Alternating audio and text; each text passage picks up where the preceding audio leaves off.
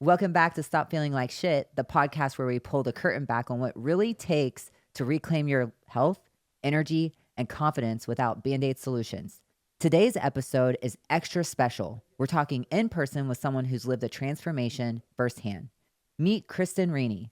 She's been through it all, from frustrating diagnoses to failed treatments to everything. She's finally found a path that made sense. Welcome. Thank you so much for having me. Yes. So tell us a little bit about yourself and what life looked like before it led you to this journey. Oh, man. Yeah. So in thinking back, just kind of preparing for talking to you guys, it's been about 10 years. So I have 2 autoimmune conditions. I have something called lymphocytic colitis and Hashimoto's. And the most difficult part of those diagnoses, it was really the lymphocytic colitis. But I wish there was an adorable way to talk about it, but diarrhea was my main symptom. It was all day, every day. It was always like an urgent situation. And I went through many different doctors and healing modalities to get here, but thankful to have finally found Buckeye PMR for sure. So you're not going out on dates or anything in public? No, you're not going on absolutely dinner not. dates? No, that's off Yeah. the table.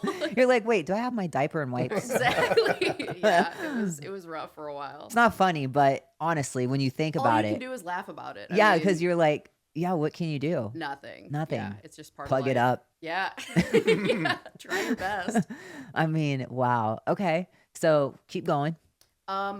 Just as far as like symptoms or Yeah, so like tell us, okay, so you dealt with this diarrhea thing and you're like, okay, there's something wrong with me. So what'd you do next? Like Yeah, how many okay. doctors did you go to? What'd you do? I see what you're saying. So yeah, when all this came about, I was going through a really stressful season in my life. I had a really stressful job. I was living in California at the time, and I went to just like my primary care physician with a major hospital group out there. And they were basically like, hey, you have IBS. You're going to live with this forever. And you're going through That's what I was thinking of originally. I was like, they're going to crack this up to IBS. Yeah. Oh, Okay. I heard that so many times. Yeah. So yeah, the first doctor, like I said, IBS, they said your nervous system talks to your digestive system and you're stressed right now. So basically try to calm down, but that's all we have for you. And then maybe like a year later, I moved back to Ohio. I grew up in Northeast Ohio, so that's where I landed when I got here. And was still having these issues and went to a doctor up there. They kind of said the same thing. To their credit, they were like, hey, some of our patients have reported success with a low FODMAP diet, so maybe you could try that. And I did, and it didn't really move the needle for me. I'm all about, focusing on what I can control. So if that's diet, if that's anything lifestyle related, I'm going to try it. I would rather try those interventions first as opposed to like getting on a medication if I can. But yeah, it was just kind of the same song and dance with that second doctor. And then when I finally moved down to Columbus, I was still having these issues and I saw a third doctor and they referred me to a gastroenterologist, thankfully. But it was at that time that I realized, hey, I'm going to have to advocate for myself if I'm going to get anywhere with this, because I just felt like I was kind of being, I don't know, maybe just not really listened to or passed off in a way. But at the same time, I can understand where these first 2 doctors were coming from, because it's not like I had been dealing with a chronic health issue for like 5 years. Those were the first 2 doctors I went to. So I understand why they were like this, it's just this kind of like IBS situation. But yeah, thankfully I was able to see a gastroenterologist. They ordered a colonoscopy for me, and that also included microscopic testing where they took a biopsy of my large intestine, which I'm glad that was part of my colonoscopy, because my colonoscopy came back fine. There was like no issues, but then this microscopic testing revealed that I had an autoimmune disease, lymphocytic colitis. So basically the doctors had one treatment option for me, which was to get on a steroid called budesonide. And I looked into budesonide a little bit, and I started reaching out to like strangers on the internet, really. I was like searching the hashtag lymphocytic colitis and just talking to anybody I could that had. And by the way, what you're referring to, I want you to explain kind of like what happens. Like, is it just diarrhea? Like, so itis is just a general term that speaks to inflammation. Yeah. So lymphocytes are a type of white blood cell. It's basically immune white blood cell driven chronic inflammation of the large colon. Okay, perfect. Right. I just want so the audience can understand exactly what it is that's Right. happening. Okay, go ahead. So, like I said, I was given a treatment option of getting on budesonide, a steroid, and I kind of kept that in my back pocket, maybe to use later. The people that I talked to and the small amount of research that I did was just basically said that like it works while you're on it, but then once you come off of it, all your symptoms come back. So that didn't sound like root cause healing to me, which I wanted to be done with it once and for all. Obviously, I didn't want to just slap a Band-Aid on a symptom.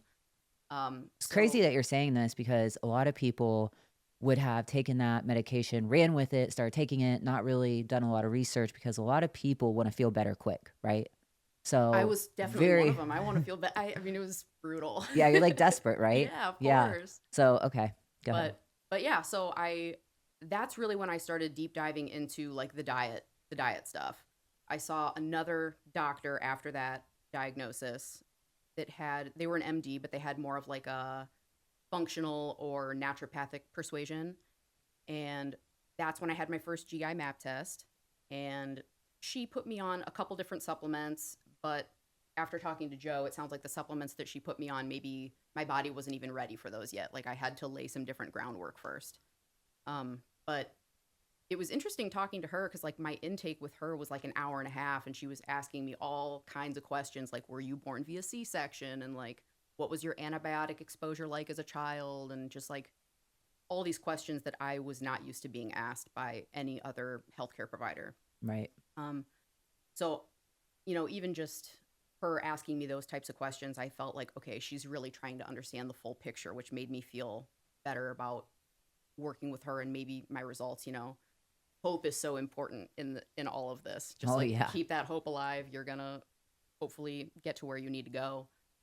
But in taking the different supplements she prescribed, I was on a different protocol, or I was on a protocol with her maybe for a couple of months, and my symptoms would get better and they would get worse, and it never really truly resolved the issue. And I mean, after that, I saw a couple more doctors, including a nurse practitioner. I've worked with just like one kind of general health coach. I worked with 2 nutritionists. And I've gotten different blood work done over the years, and nobody was just able to really help me or like give me answers really. And I mean, at one time, even when I was working with this nurse practitioner, I did end up trying budesonide, and all it did is I gained 10 pounds, and it worked while I was on it. And then once I came off it, everything came back. Right. So, I mean, I like to kind of leave it all on the court. Like I want to say that I tried everything I could, but yeah, unfortunately that didn't really solve the issue for me, but I'm glad I at least tried it so that I could say, okay, at least I tried. Right. But Okay, so then how did you come to find Buckeye? So one of my friends works for you guys, and she knew that I was going through some health issues, and she knew that I spent a lot of time listening to podcasts, trying to anecdotes become very important when you're going through something like this, because I just wasn't really getting any solid answers from these practitioners I was seeing. So listening to other people's stories, I'm like, maybe I can glean some helpful information and try something that they tried. So I would listen to a lot of podcasts, and she recommended your guys' podcast. And as soon as I listened to the first episode, I was like, this is exactly my health philosophy. Like, and they're right here in town. Like, I need to go see them. So I scheduled an appointment with Joe. And I mean, yeah, it's just so funny. I think I remember the first appointment that you had. You were in the office. I was like breezing by. Yeah, Brittany And was Brittany like, was like, I'm "Oh, gonna yeah. be there. Danielle's Yeah. gonna be there. So yeah. Okay. Wow, that's great. I love that. Yeah. Cool. All right. So then, okay, so you were talking to Joe, and Joe. So Kristin had a really, really complex case. And from everything we talked about our initial appointment, what it really seemed like is a lot of different people touched individual parts, but nobody brought it all together and treated like the whole picture. So like from a practical standpoint, from an evaluation, we were fighting a lot of different things. The first of which is Hashimoto's disease, right? And the lymphocytic colitis. And when were you diagnosed with Hashimoto's? I was technically diagnosed in like 2021 or 2022, but interestingly, a couple months ago, I was like, I don't know, cleaning a bunch of stuff out of my house, and I found some old blood work from 2019, and I should have been diagnosed back then. My TPO level was like in the almost 300 back then, and it's supposed to be under 35. So we had that. We had the Hashimoto's. We had colitis. She previously mentioned, which I think was a big part of this. When we met, you were pretty strictly carnivore, because that was about the only diet that she could tolerate. Had come from, it sounded like probably a continuous about 5-year stretch of just chronic duress, right? So we know we're dealing with misregulated immune system, both from the colitis and the Hashimoto standpoint. History of dysbiosis abnormalities in the GI tract, coupled with which I was pretty darn certain was going to be significant HPA axis or adrenal dysfunction, and then a really abnormal organic acid profile. So there was a lot of different things going on. So for example, with your thyroid, obviously, well, let's start with the adrenals first. Okay. Her adrenals were rocked, right? I always like to clarify, not adrenal disease, HPA axis dysfunction, but rampant over or underproduction of cortisol. Cortisol production was actually really, really low. So when we talk about HPA axis dysfunction, we generally see phasal dysfunction, right? You have the acute response phase, which is, maybe somebody's hypercortisol, right? Cortisol production is really, really high. But I think I've referenced before on this, and I tell patients, like the HPA axis as a whole really has two jobs: get you out of bed and then prepare you for flight or fight. And if we hammer on that communication loop all the time, it's like driving a car 150 miles an hour. It's going to go very fast, but it's not going to go really fast for long. Things going to start breaking. Phase 2, we'll start to see that total cortisol output may be quantitatively normal, but the diurnal pattern may break where it's high and low at the wrong point in time. And then phase 3, cortisol production and DHEA will actually start to drop out. So what was interesting about her Dutch, when we looked at cortisol, is quantitative cortisol output had actually dropped out. Her cortisol was actually borderline low, but her free cortisol, that is what she was getting at a tissue exposure level standpoint, was high. So the adrenals are burned out, but she's still having the ill effects of high bioavailable, high metabolically active cortisol, which inferred deficiency, not only long-term HPA axis dysfunction, but also dysfunctional cortisol metabolism and clearance, right? So it's like somebody whose adrenals are smoked and underproducing, but they're having the ill effects of over cortisol exposure because it's just hanging out for so long. So I said, well, you got the history of Hashimoto's, and a lot of time when we see insufficient cortisol metabolism, where it's like you aren't making a lot, but you're still like experiencing the effects of too much with abnormalities in the pattern, generally that's from a hypometabolic state, which is something is making your metabolism significantly underperform.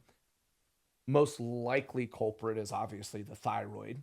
Pulled an expanded thyroid panel, and what we saw was the thyroid was off basically in two ways. Okay, the first of which is the autoimmune pathology. She had a low normal TSH, right? And if anybody listening that's not familiar with the thyroid, TSH is kind of like the broad sweeping indication for thyroid function. It stands for thyroid stimulating hormone. I always like to be very clear. That's not a thyroid hormone. That's a pituitary hormone. That's what tells the thyroid to work. So there's broadly, it gives you kind of a basic indication for if the thyroid's functioning. If it's high, that's when a lot of people would identify hypothyroidism, right? I would say that's like the scenario where like you got the gas pedal to the floor to make the car go 35. At first glance, her TSH was really, really good, right? But in the expanded profile, her T4 and T3 values, her actual thyroid hormones, were clinically low, right? T3 being the most important was actually, I think about 50% below even the bottom end of the physiologic normal range. So now we have two things going on. What we know with really advanced adrenal dysfunction is that it's also going to disrupt communication between the brain, pituitary, and the thyroid. So her TSH looks good, but it's not because the thyroid's actually functioning well. It's because the communication loop is broken. So we now have thyroid dysfunction that exists from autoimmune disease, coupled with disruption of the hypothalamic pituitary thyroid communication axis, right? So it's a multifactorial thyroid issue. It's driven by the adrenals, right? But the thyroid's also making her not metabolize cortisol, right? So that right there, like that in and of itself is like a super complicated scenario to like dig through. And then on her GI map, which again, chronic HPA axis, chronic adrenal dysfunction makes you susceptible to dysbiosis anyway because of the compromised immunity and the breaking down of glutamine and the breakdown of the tight junction bonds in the GI tract. But Kristin had a couple different issues. One, we knew with a carnivore diet, like it reduced inflammation because she had high levels of certain phylas that are bacterial fermenters. So she, had a lot of gut fermentation. She didn't do great with hard and soluble fibers because of digestive insufficiency. So she was doing things to mitigate gut irritation, but also was not taking in the things like the polyphenols and the fiber that feed her good gut bacteria. So that was not a sustainable option either, right? Wow, yeah. And on that map, we ended up finding pretty robust antibiotic-resistant H. pylori, which is largely in the stomach, poor digestive enzyme production, really robust bacterial overgrowth, generally in the small intestine, the most problematic of which was multiple strains of Pseudomonas. And when I say overgrowth, I mean Pseudomonas' detection threshold or reference range on the GI map is, I think, in the thousands, and hers was in the billions of multiple strains. Wow. And then the end consequence was organic acids were a mess too. So it's you could tell, and it's where I really feel bad for patients, we had somebody, she didn't come in here and say, I feel bad, but I'm eating McDonald's and pizza and I drink 5 or 6 glasses of whiskey a night and I don't exercise. Somebody that's been on this, 7, 8, 10-year battle of doing their own research and advocating for themselves and digging deep and doing all these things that should be right and should be helpful. And it's like just getting worse and worse and That's worse. the worst part of, like, that's so terrible, that's the worst part about it. It's like, I tell people all the time too, is, I posted something the other day on TikTok and somebody had commented and was like, well, I eat healthy foods and I work out and I take all these supplements and blah, blah, blah. And it's like, yeah, that's cool. But guess what? If you have stress and, the body doesn't know what type of stress it is, that stress will destroy you. And you can work out, you can eat all the healthy foods you want, you could take supplements, you can literally drink all your organic water that you want to, and it doesn't matter, like what we're talking about. Yeah. Right. I felt like I was the healthiest unhealthy person I knew. Like I Yeah. felt like I was doing everything right. I was trying, I was exercising, I was in the sun. My diet was super clean just because I couldn't tolerate fast food or any junk food. Right. I couldn't do gluten. Like it was, there was just so much. And you're just like, it what wasn't is an option. happening? Right. Like, what is going on here? Yeah, Right. It is, and it's reminiscent of Austin's case previously, where he said you feel like you're fighting a ghost because in Kristin's case we were Right. really working on 4 or 5 different things, all of which needed corrected for any one thing we did to stick and be effective, right? Yeah. So you're sitting even like from a clinical standpoint, we're sitting looking at this, and it's like, boy, there's a lot to this. Right. So we have all these It's tests. a lot to it. Everything's jacked up. Yep, So and now it's- where do we start? Exactly. So Because we don't want to give you 50, 70 supplements. right. Right. Right. And it's one of those things that we looked at too. And I think the people that you had worked with before were on point in regards to saying, well, you're under stress, so like that's a problem. That's a very blanketed statement. Yeah.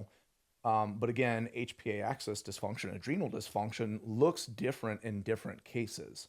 So it's one of those things we've talked about on here before is there are a lot of things people do that are good for you, but they're good for you if they're the right person that needs it. Probiotics, certain adaptogens, things like that.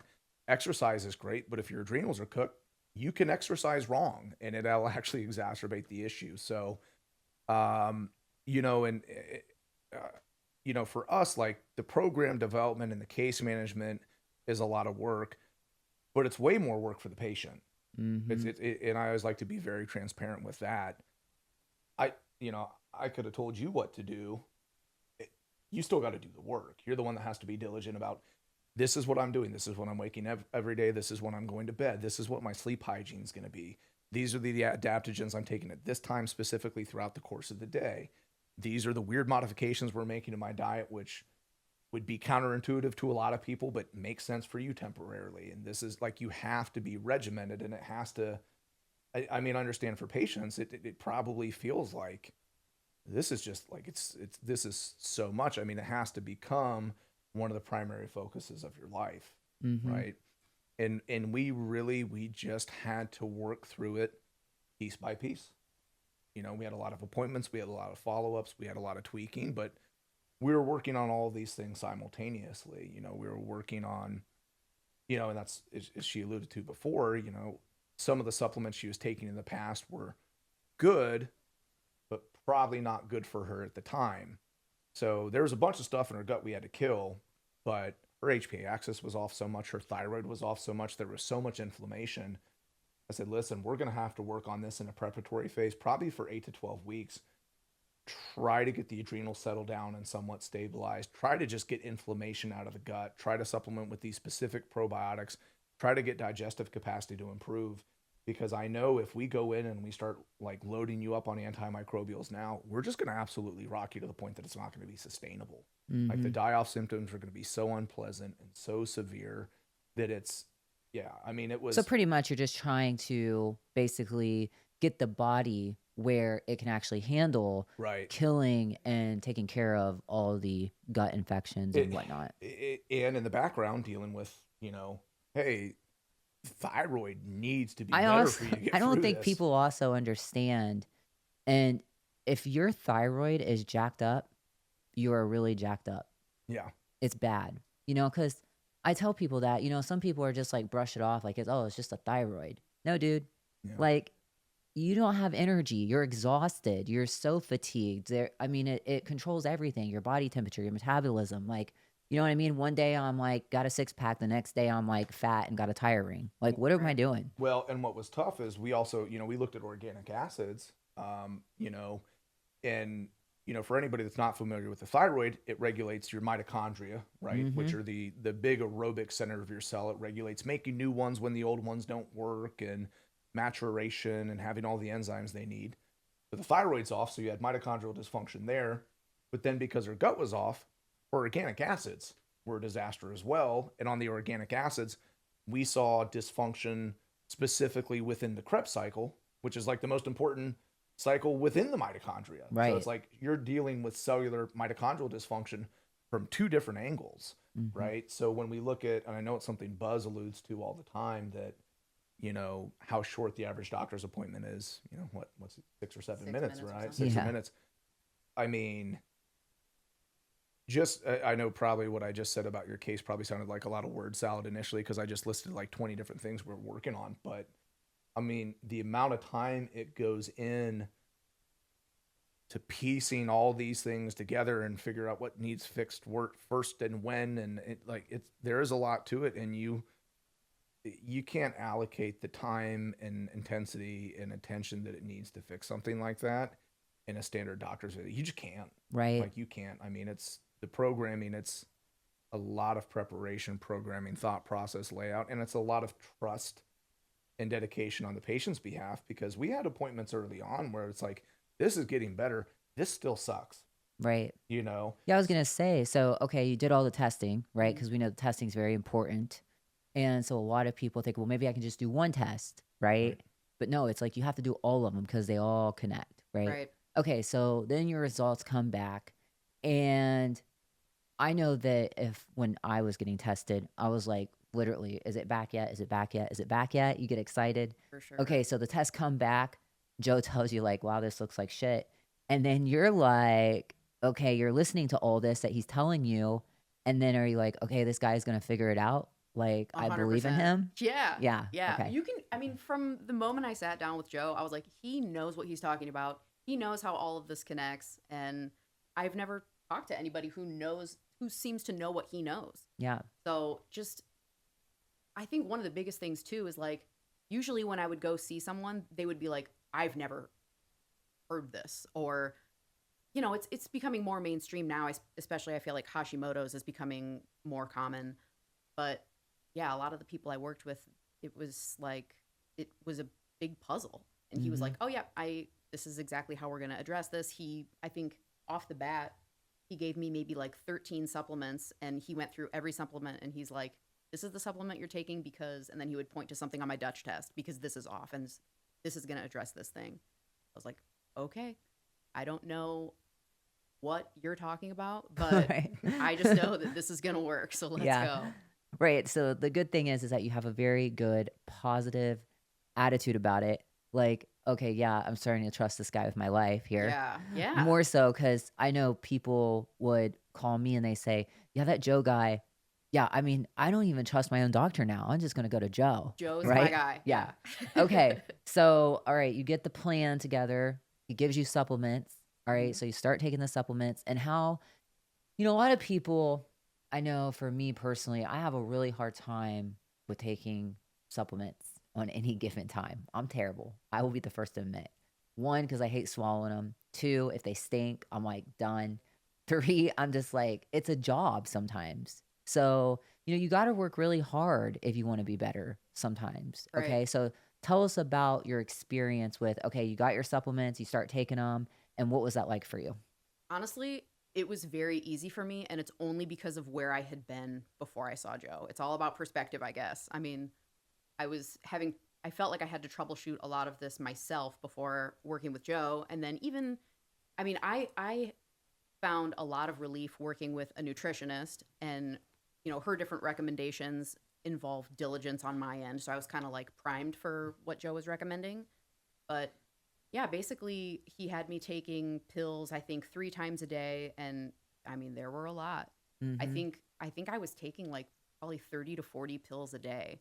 So it was a lot, but it's just kind of like, I know that this is going to work, or at least this is going to get me to where I need to go. Like, Right. even if this is just a stop along the way, because I've had a lot of stops along the way. Right. Everybody I've worked with, I've been like, this is the thing, like this is the thing that's going to solve it, and it hasn't been. But again, after talking to Joe, he just has such an intimate understanding of how all of this fits together. So, yeah, I would take, I don't know, maybe 15 pills in the morning, and then I would take more pills around 5. I would take some pills before I went to sleep, and then something that I liked too is that part of my protocol was like, get sun in your eyes in the morning, or if you can't Mhm. get natural sunlight, get one of those circadian lamps and Oh like yeah. blast To yourself help with wake you light up. first thing. Yeah. Yep. So I liked that it was a good mix of like natural interventions, and then I mean, I feel like even the pills I was on, they were like natural supplements. Yeah, they're all I good wasn't on supplements. any pharmaceutical No. drug. I am on Armor thyroid for Yeah. my Hashimoto's now, but yeah, other than that, it's just been a pretty natural intervention. And Yeah. how did your diet change? Because you were carnivore. Oh my gosh. So now what? I've got the green light on so many things. I'll never be able to have gluten again, it sounds like, which I mean, at this point, gluten's been off the Terrible team anyways. for Yeah. No one, I I mean, mean- why would you want to eat it anyways? with the Hashimoto's anyway, because the transglutaminase and the thyroid and its cross reactivity with celiac related antibodies. It's like even somebody that doesn't have any of the symptoms and they just have good old fashioned Hashimoto's and nothing else, which is rare. But let's say that's the only issue. Like, you probably shouldn't eat gluten regardless. Right. But you also had pretty elevated gluten reactive antibodies in the stool sample too. Mm. But So, yeah. So, Go ahead. okay. So your diet changed. You're eating different foods now. Yeah, I can eat It's like a fruits and variety. vegetables, and like Yeah. portable foods are on the table now. I had a histamine intolerance for a couple years, which we addressed. And like with a histamine intolerance, you pretty much have to eat out of the freezer. So I had nothing in my fridge. You can't have like aged meats or anything like that, and no cheese, anything. But yeah, just the fact that I could have like an apple, or I don't know, it really changes the game, especially for like travel. So Oh, 'cause yeah. before I would travel and I would just fast because I was like, I don't want to deal with any digestive issues on the plane. Oh Like, yeah. that's terrible. So yeah, I would just fast for like 30 hours or something. If I was, I went to San Diego with my friends last year and just, fasted for like 30, 35 hours, and you get, you touch down and then find a grocery store, figure out how you're going to cook your meat, and then go from there with a histamine Terrible. intolerance. I would Yeah. die. It was rough. I would die. I would not be able to travel. Well, I've taken an air fryer to a gas station on a site visit before. Like, you just figure Figure out it how to make out. it work, but Yeah. it does make life more challenging. and what we found and isn't atypical that we see with people with a comparable gut profile, even with the H. pylori, is there. Well, you had multiple things going on: heavy bacterial fermentation, right? Poor digestive enzyme production, and then hypochlorhydria from the H. pylori. The digestive capacity is just so poor. Patients also get frustrated. They're like, raw fibers are great for you, and salads are great for you, and all these things. They're like, I eat them and I feel terrible because food's sitting in their stomach and they have bacterial fermentation, and it's just sitting there rotting and making gas, and they just feel terrible. And they're like, why does the oatmeal cream pie feel more tolerant to my system than like celery? You know what I mean? Right. Or anything. So, I think even just as we progressively, as Kristin was able to gain some freedom in food selection, like that's meaningful. And again, like the supplements, I always like to clarify, because we used a lot, and I think we've even had conversations a couple times like, hey, if this is too much, you just tell me and we can bare bones this. Oh and yeah, use, like you can really go to town on it, we- or we could like take it easy. Yeah. But I'm a person that's like, let's go hard. Yeah. Well, I let's wanted to go do hard. overkill. and that's what was great, and that ends up being the best patient. But the nice thing about it, and if you're able to look, and I think one of the things is we followed up pretty much every month was, hey, this is what we're doing, and we're doing this for the next 4 to 6 weeks, and this is what could go. This is what I want to have happen. This is what could go bad because we're adding this, and if it's going to go bad, it's probably going to go bad for this long, and this is why it's going to go bad, and this is what I want you to do if this does happen, and this is you're going to call me. But we always went phase by phase through our plan, and I'm not speaking, I can't speak for that, but I would hope for a patient, it's just knowing like these are corrective interventions, and just know like these are not, you're not on 40 pills a day forever. This is, we're going to be heavy-handed on this stuff for the next 6 to 9 months, and then these are going away because we're going to fix this, right? So how long have you been doing the protocol? Are you finished with all the phases? Yep, I'm finished. Okay, I think so my you're protocol finished. took what, 5 months? Five or 6 months, yeah, start to Okay. finish, which actually is it very easily could have taken longer, Right. it only didn't because you were so diligent and tough about it, and like, yeah, let's do this all. Because for a lot of patients, just the adrenal reparative process and getting the thyroid dialed in, that could have been 6 months by itself, Right. and then go into the gut. Okay. And we had a very candid conversation at kind of that first appointment of, listen, we can piece this out, we can go low and slow, we can go one at a time, or we can go after everything, and Kristin was ready to go after everything. So we were able to get through it quicker because we were working on multiple processes simultaneously. But it was, again, you had to be so diligent through that whole process to make that work. So that only works if you've got the right patient. So Yeah. but it could have easily been 12 to 18 months, right? Oh if we yeah, went because there's so many slower. things that were jacked up. So what were like off the rip a couple of things that you noticed right away? Because a lot of people, I always tell people, we destroy ourselves and then we expect like overnight to feel better. Like, I'm a very impatient person, and I'll be the first person to be like, okay, I've been taking this for a week.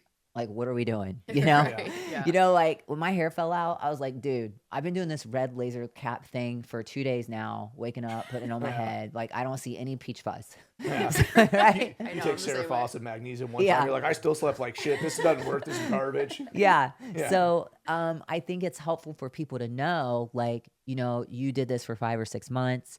You went on a plan that was very intense, right, to get it over with. Right. And so now, right away, when you started doing this, what were some things that you noticed quickly? My energy level. My energy was so much better after starting, and like my sleep, that was one of the main things I was struggling with when I came to see Joe initially, was I was sleeping for maybe like 3 or 4 hours a night. I would wake up at like 2, 3 a.m. and then just be kind of like wired but tired all day. And it was tough to recover, you know?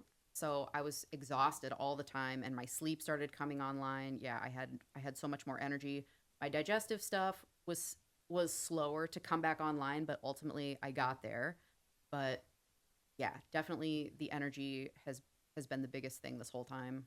Oh, and that's big for people because a lot of people really suffer from a lack of energy. People are always tired. Right. They're not getting the sleep they need. And I think, like, in order for your body to heal and to recover, you have to have the sleep. Right. Now, I get told that a lot. But I'm like, nah, we'll fix it later. I'm going to go ahead and try to get 2 hours. But it's really important. So, okay. So, how long have you been off of the plan? Maybe 2 months, Yeah. 3 months. Yeah, Okay, and so I mean, there's a couple low level things that we like are just using in the background continually supplementally because of some of the times you find things where you're like this is a temporary thing, this looks like more this is going to be a forever thing. So Right. there's a couple things we're using just ongoing, that are kind of going to be part of your life forever, which we Right. talked about. And I know that we wanted to reevaluate the organic acids now that we've done the gut correction so we can fill in, see if there's any little breaks still. And we've kind of held off on that, I think, for the last month or two, just because it's like take a few months of reprieve and just enjoy your life for a little bit. Yeah. I Right. think it's exciting to, I'm obsessed with that organic acids test myself. Just because, if you like health and fitness and you like working out, it's the organic acid is amazing because it's showing you how you break down your carbs and your fats and your proteins and all that great stuff. So I love that. So that's very exciting. Yeah. So, okay. So now you're on a path where you actually can enjoy yourself and go out to dinners and like out in public and eat and whatnot. I'm still a little nervous to eat at restaurants. I haven't eaten at a restaurant yet, but I have started, like, I've had alcohol again, which is really nice. I Okay. mean, it's a little thing, but it's just kind of like, I don't know, just It's one the of those little social wins. things, Yeah. Right. Okay. But yeah, still haven't tried restaurant food. And I mean, I guess I could, right? Like, Yeah. I stayed away from it for so long because of the histamine thing. Like, if they were going to be cooking me meat, I had no idea how long that meat was sitting in their fridge before they were serving it to me. And my symptom with my histamines was I would throw up. So it's like I've just thrown up so much over the last couple of years before my histamine intolerance was diagnosed and I didn't know what was going on.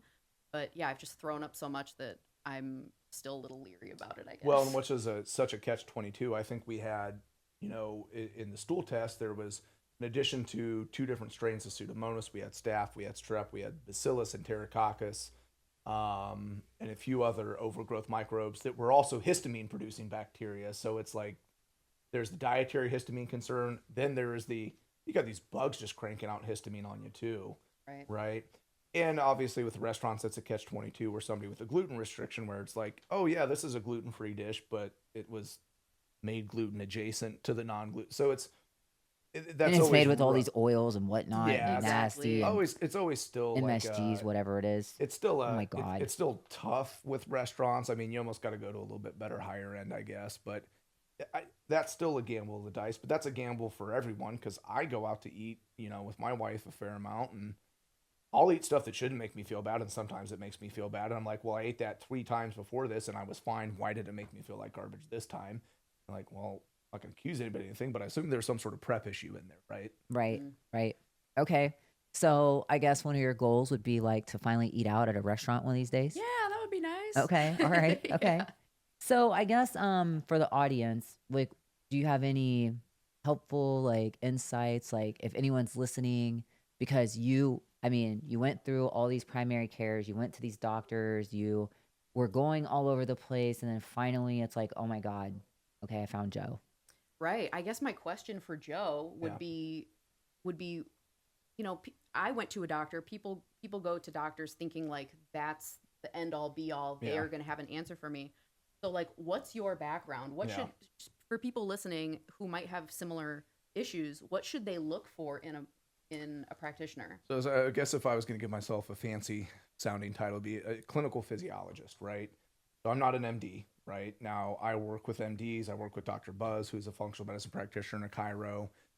Most of my education came after college, and it was additional fellowship training, licensure, and certification in things like functional medicine, metabolic disease management and intervention, anti-aging medicine, obesity medicine, functional. I mean, there's a million things. And I would say the big piece of that is like a lot of those things aren't really parts of what I studied in college. They're not even really big parts of medical school, right? Right. You got to seek them out. And I'm not the end all to be all. I'm always learning new stuff. There's always somebody smarter. There's always something you don't know. And that's what's great about Buckeye for us as well, not just as a patient, but also as, you know, is the director there and as an employee and as a case manager and everything else. I've got Buzz, I've got Dr. Bainan, I've got Tiffany, I've got Joe Gambardella, I've got Nick, I've got Charlie. We've got people all over the place where we've got access to so many different people where it's like, I'm going to find the answer somewhere. And if I don't know it, I'm going to know, I have access to somebody that does know it. And it's just a big collaborative team effort. But it's, I unfortunately, and I hate to say this, some of our greatest success stories with patients, our very large patient base, a lot of people are successful with us and ended up with us because they failed with all other realms of medicine. Mm-hmm. And they showed up at my desk, in my office, kind of in the same position you were. Right. Dude, I'm out of answers. Traditional medicine has given me all the answers that traditional medicine can give me. Right. And I need something, because like, I don't want to do this for another 40, 50 years. Something has to give. How do we fix this? What don't I know? What hasn't been tested? What can we look at? And you take something like the thyroid. Okay, there's a bunch of things that could have been missed in your case, right? A lot of doctors, when they check a thyroid, they check a TSH. Mm-hmm. Okay, her TSH looked fine. It was her antibodies and her T4, T3 that were a problem. So if somebody didn't check that, they would never see it. You didn't have adrenal disease. You have HPA axis dysfunction. It's a functional disparity in the endocrine system, but it's not Addison's or Cushing's. So if you're like, let's check your adrenals, well, ACTH and cortisol are normal one time a day. That wasn't the problem. With the gut, with a lot of colonoscopies or endoscopies or things, we weren't looking for structural pathology. We're looking for microscopic pathology. We're looking things at the bacterial level. Mm-hmm. And that's not really how traditional medicine operates. And a lot of the stuff like the GI map or the the metabolomics, the organic acid testing, and they're not things that you're going to get on blood or even a diagnostic imaging, right? So, well, and a lot of those traditional medicine doctors, they don't even know how to read those. They're just not trained to. They don't, that's not their scope of work, mm-hmm. right? So, I mean, they are good for things that they're good at, for sure, obviously, but they're just not. I think when it comes to solving a root cause, like really figuring out the root cause of why you feel like shit, what's happening in your life, they're not the answer. Right. So, and that's just it. It is what it is. And personally, I'd say like I'm a super big nerd, and this stuff is really, really interesting to me. I'm always trying to go further down the rabbit hole of like, if this is happening because this is happening, why is this happening? How does this correlate to this? How does this correlate? How do we pull the whole picture together? You're just learning all the time. Right. And you have to do this type of stuff. You have to be able to not only identify issues, you need to be able to kind of have the nuance of interpretation. You need to be able to cross correlate everything together. And I really like that stuff. But I mean, again, like you get shot, like don't call me. I'm not the doctor. We're not the doctor. Well, Buzz always says that there's a doctor for, obviously everything. You wouldn't go to him if you're trying to get your tooth pulled, right? Right. So I do believe in that 100%. But yeah. So, okay. Wow. Anything else you want to share? I guess I would just say, I know that some of these tests can be expensive and there's things you probably would like to spend your money on that aren't these things. But I would say if you have the money, spend your money on these tests, spend your money on consulting with experts like Joe. I mean, health is everything. I mean, for me, I've been dealing with this, like I said, for almost a decade, and it really takes over your whole life. It's emotionally exhausting. I just going back to your first question, you were asking, what did life look like? And my whole world orbited around this issue. Like, I know it's one thing to hear somebody say that they have chronic diarrhea, but like, what does that really mean? Right. Like my everyday was I had to like think 5 or 6 steps in advance of like, okay, I need to leave the house at this time. That means I probably shouldn't eat breakfast right now, because once I ate anything, then I never really knew what was going to happen or when disaster might strike, you know what I'm saying? Right. So, yeah, you just constantly had to think like, okay, this is what my day looks like, and so I need to pack this food, or this is when I can or can't eat. And then when I had the histamine stuff going on, it's like, okay, well, how am I going to eat? How am I going to prepare this frozen food? You know what I'm saying? So anyway, yeah, I guess just closing remarks would just be, if you have the money to spend on tests, do the tests. I know it's expensive, like I said, but it really sets you up, and that's the only way you're going to know how to move forward. Yeah, and it's about, like, I always tell people, you can live your life shitty. Yeah. You can totally do that, right? You can go through life and you could be shitting yourself and puking all day long. You don't have to if you just take your money and put it where it needs to go. Right. And it's hard for some people to do that because a lot of people want to take their money and spend it elsewhere. It's hard to be like, no, I'm going to take this money and actually invest back into myself, you Right. know? And so that's the thing. And I'd say that's really what it is an investment back in yourself. And I would also say that there's 2 ways to deal with the problems that you had. You could have taken the steroid, and that probably would have helped manage your symptoms, but then it's what were going to be the long-term consequences of being on a corticosteroid for the majority of the rest of your life, you know? Right. And again, these are corrective interventions where it's like, there's a financial component to it. And if anybody wants to know, in full transparency, a lot of these tests are somewhere between $300 and $500 a pop. Right. That's about what these tests are. You know, and then there's supplements and there's groceries and there's case management. Like, it's not going to say it's absent of monetary investment, but there's a start and a finish to it. Right. Whereas, you know, the monetary investment to shitty health for the rest of your life is endless and becomes exponentially more expensive as your health continues to deteriorate. Right. And that's just talking monetarily. That's not also talking about the cost of quality of life. Mm-hmm. Right. Yeah. And that's really what it is, the quality of life. Yeah. Well, Kristin, thank you so much for being on our show today. Thank you for having me. Joe, as always, you know, I didn't introduce you earlier because I feel like the audience already knows who you are. Dude in the black shirt that talks too much. Yeah. So thank you always for being on the show. Hey, listen, Kristin's story is one of courage, persistence, and the power of functional medicine done right. If you're out there feeling stuck, misdiagnosed, or just plain exhausted, which who isn't, the episode is proof there is a better way.